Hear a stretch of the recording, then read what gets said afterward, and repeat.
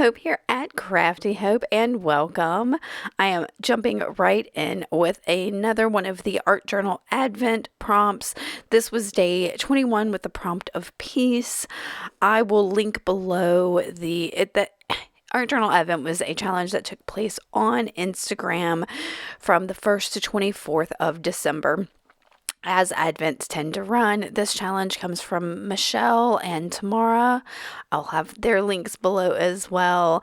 And it was a fun challenge to work on during December, when I don't know, it's hard to be inspired because you're so busy. And so it was kind of like perfect timing for me.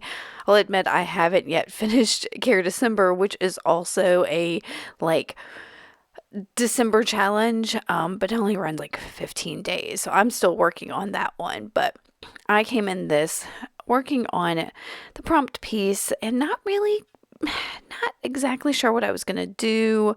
So I'm just going in with a bunch of collage. I'm using my Uhu glue stick and some scraps that are near me on my desk in a pouch of things that are nearby, just whatever I can find. And you can see I'm keeping it fairly neutral. That's what I tend to do when I start to collage things down. I find if I put something that's not neutral down, it influences me far too much. So a lot of times I like to start with a fairly neutral palette. And the thing is I'm probably going to cover it up with gesso most of the time, but those little hints of color tend to influence my color choices later. So if I can do neutral book pages or scraps or whatever, it definitely opens me up a little bit more, but sometimes it can restrict me because if I have those bits of color peeking in, then I kind of have a direction. So, in this case, thinking about peace, I'm going to definitely go with some colors that bring me peace, and you'll see that as we come to it. The previous page was almost completely neutral, so you can kind of get a peek of it there on the left. I've hidden it quite a bit, but I'll link to that below and in a card up on the upper right.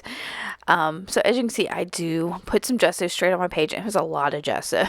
I don't know why I went a little overboard with that, but I put that down and I'm using a brayer to just kind of spread it out. The brayer gives it a little bit of texture as well as usually spreads it out kind of organically, but as you saw, way too much gesso. So I'm taking a key card or credit card or gift card or whatever to scrape up some of that excess. So let some of those papers that I put down kind of peek through, because that's what I kind of like about adding that collage. It not only bulks up the page a bit, but it also gives it a little bit of background texture with the text or drawings or whatever are back there. So I'm going to go ahead and dry this because it is so super wet, and I decided to come in with a couple sprays. Now these are really going to influence the color of this. This first one I believe is what's Uncharted Mariner Distress Oxide Spray. So I'll put a couple spritzes of it down, and then I'm going to grab a Lindy's spray. Oh, and you can see I got that ink all over me. But I go and grab a Lindy Stamp Gang spray. I believe this is my Mojito green. I had to go look a minute ago before I started recording this voiceover. And I don't know, there's something about a little bit of a green and blue mixed together that is just really yummy. So I am going to water these down using my distress sprayer and start mixing these colors just a little bit, covering up some of that white in there and just getting color kind of everywhere. I want these to blend, but I don't want them to become one color. I want some of that original blue and some of that original green to kind of still be there. So yeah, that's what I did. So I'm going to pick up a little bit of the excess water and ink so that it doesn't blend too much. And then, I'm going to try it before it all comes together. Oh, I decided that there wasn't quite enough green, so I added a touch of it, and I'll use that wet paintbrush to come in and help spread it a little. I do like that you can see some of the edges of that as it was drying. It didn't stay there, but yeah. I then took my distress sprayer, because both of those inks are water reactive, spritzed it, let it sit for just a second, and then I'm putting a clean paper towel over the top of it, blotting it thoroughly and picking up neatly. So that gives it where some of the white of that gesso that was underneath is revealed, and it's a really super cool effect. Now, I couldn't leave it at just that. I do love me a little grungy brownness on there, so I like to use instant coffee to color. So I've got this yogurt cup that has instant coffee that had dried up. I spritzed it with that distress sprayer to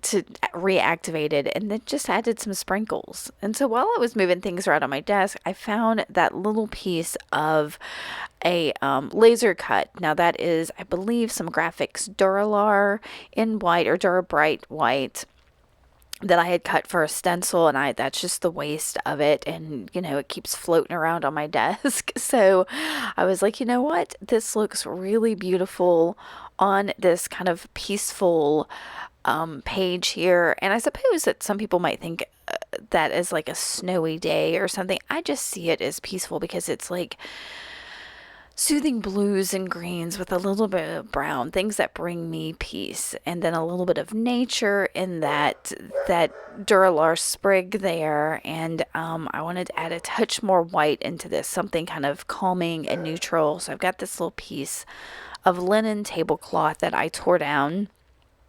And I love all the frayed edges that I get on that.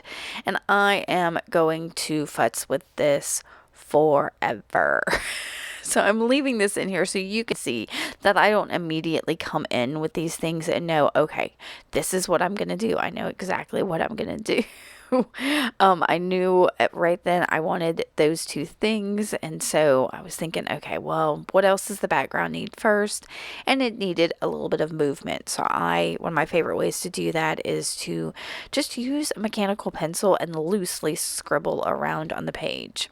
So here I am, scooshing those things around a bit more, trying to decide. I liked the idea of that linen kind of hanging off the page. So yeah, I get to this part of it and I was like, oh, that's what I want. I like it, kind of that sprig kind of cupping the bottom of this.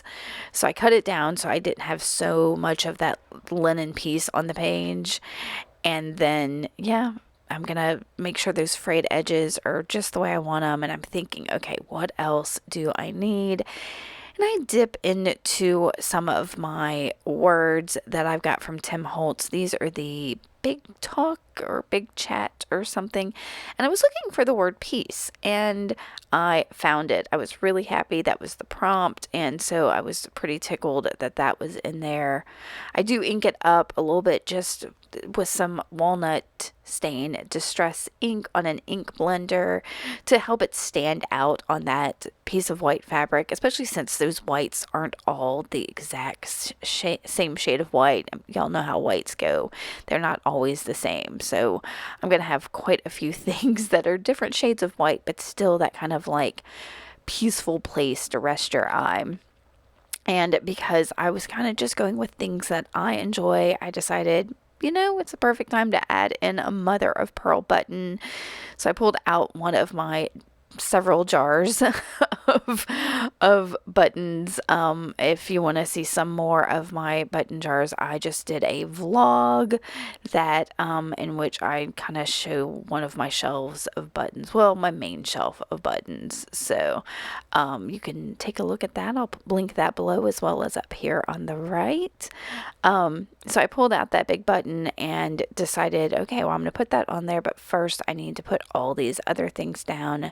So I'm using some Beacon 3-in-1 glue to stick everything down. It worked pretty well on everything, including the Duralar.